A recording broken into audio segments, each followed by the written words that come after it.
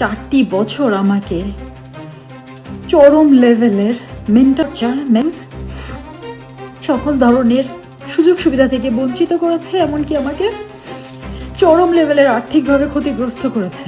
Australia থেকে জাহানারা আলম আবারও নিজের বিরুদ্ধে হওয়া অবিচারগুলো তুলে ধরলেন ক্রীড়া প্রতিমন্ত্রী আমিনুল হকের কাছে সামাজিক যোগাযোগ মাধ্যমে। জাহানারা আলম বলেন, আমার সব থেকে খারাপ লেগেছে নারী উইংয়ের অভিভাবক তৎকালীন চেয়ারম্যান আব্দুর রাজ্জাক ভাই কোনো কিছু যাচাই বাছাই না করে উনি মন্তব্য করে বসলেন আমি নাকি বাইরের লোক এবং আমি যা বলেছি সব ভিত্তিহীন।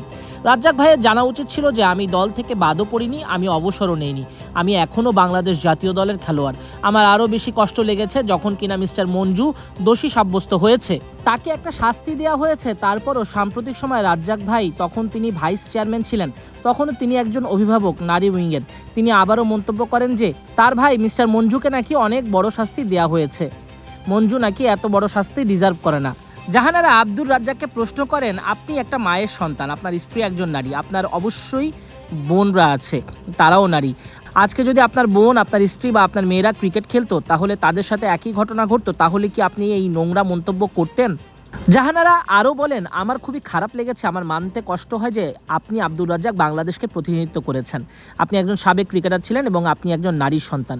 আমি বাংলাদেশ ক্রিকেট বোর্ডের প্রতিও কৃতজ্ঞতা প্রকাশ করছি যে তারা একটা স্বাধীন তদন্ত কমিটি গঠন করেছে, মিস্টার মঞ্জুকে শাস্তি দিয়েছে, কিন্তু আমি খুশি হতে পারছি না, কারণ আমার সাথে যা যা হয়েছে, আমি যা যা ফেস করেছি সেই তুলনায় এই শাস্তি খুবই সামান্য মনে হয়েছে আমার কাছে।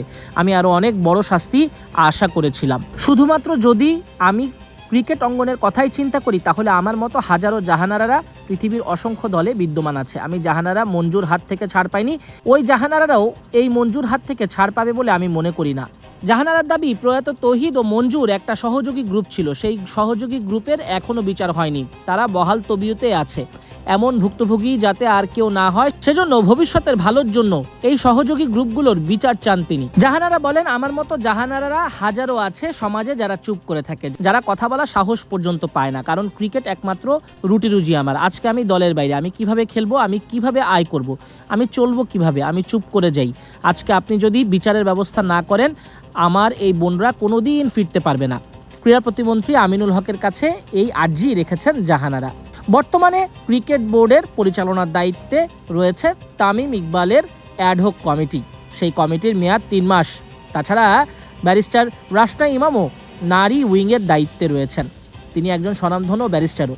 জাহানারার এই বিষয়টি আমলে নিয়ে নারী খেলোয়াড়দের জন্য কতটা শক্তিশালী সিদ্ধান্ত নেয় ক্রিকেট বোর্ড, সেটাই এখন দেখার। কোনো ধরনের হয়রানির সম্মুখীন আমাদের ক্রিকেটার্সরা না ফেস করতে হয়, কারণ আপনি দেখেন একজন নারী ক্রিকেটার অনেক ধরনের প্রতিকূলতা ফেস করে, সমাজের অনেক কিছু পার করে যুদ্ধ করে সেই পর্যায়ে পৌঁছায়। নাজমুস সাকিব, কালবেলা। বেশটা আমরা তাদেরকে না দিতে পারি যেখানে নিরাপদে তারা ফ্লারিশ করতে পারে, তাহলে